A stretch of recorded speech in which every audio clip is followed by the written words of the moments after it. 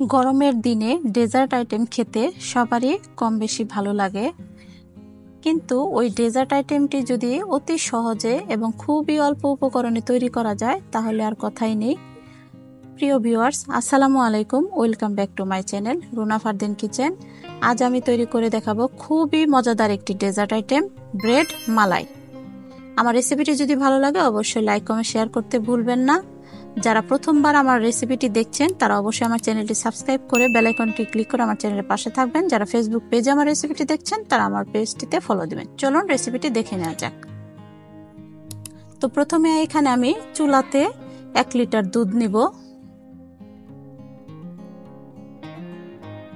তো অবশ্যই দুধটা ফ্রাই প্যানেই দিব।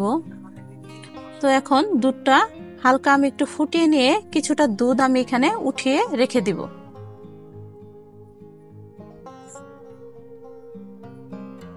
তো এই দুধটা আমি ঠান্ডা করে নেওয়ার পর এখানে কাস্টার্ড পাউডার দিব 1 টেবিল চামচ।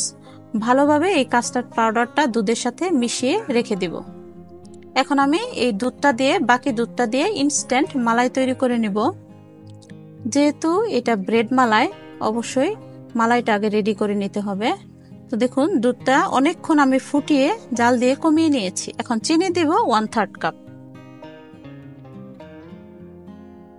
দিয়ে ভালোভাবে নেড়ে চিনিটা গলিয়ে নিব।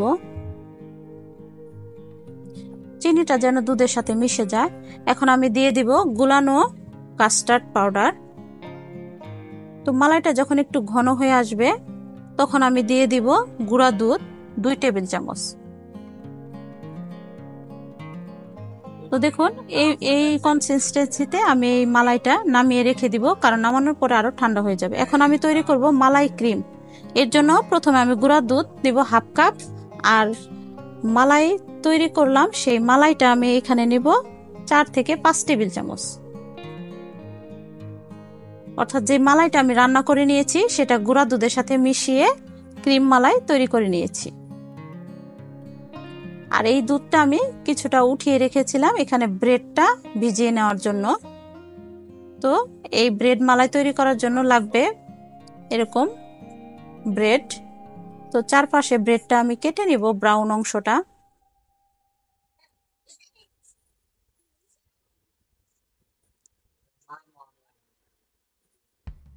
তো এইভাবে আমি প্রত্যেকটা ব্রেডের চারপাশে কেটে নিয়েছি, ব্রাউন অংশটা সাইড করে নিয়েছি।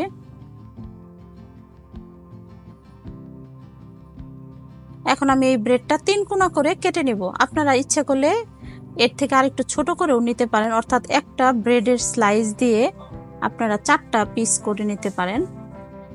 তো দেখুন এভাবে আমি 3 কোনা করে কেটে নিয়েছি। তো এখন ক্রিম মালাইটা প্রথমে আমি একটা ব্রেডে লাগিয়ে নিব।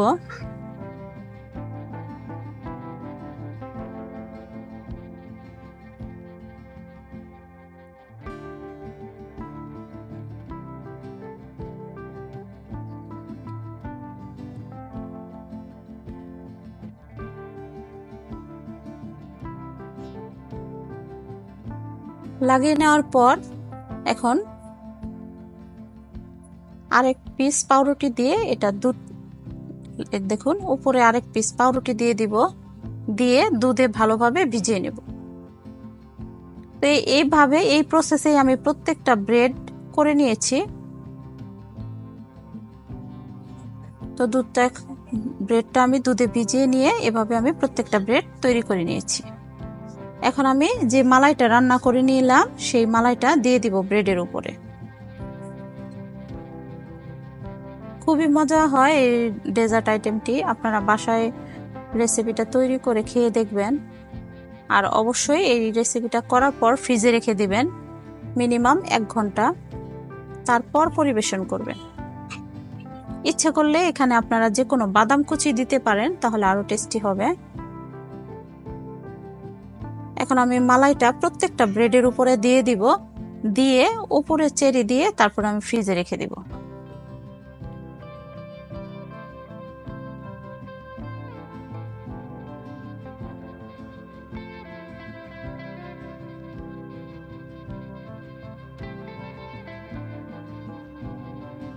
তো দেখুন এখন আমি উপরে ডেকোরেশনটা করব চেরি দিয়ে। এখানে আপনারা ইচ্ছে করলে জাফরান দিতে পারেন, জাফরান অথবা কাঠবাদাম কুচি কিংবা পেস্তা বাদাম কুচি দিয়ে ডেকোরেশন করতে পারেন।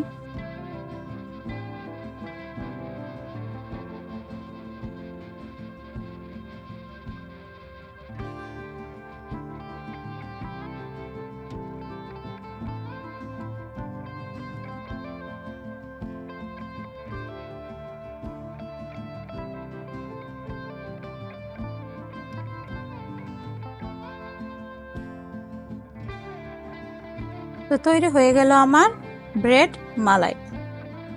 দেখুন, সকালে আমি ফ্রিজ থেকে বের করে তারপরে আমি পরিবেশন করেছি। দেখতে যেমনটা লোভনীয় হয়েছিল, খেতেও দারুণ হয়েছিল। তো রেসিপিটি দেখার জন্য সকলকে ধন্যবাদ।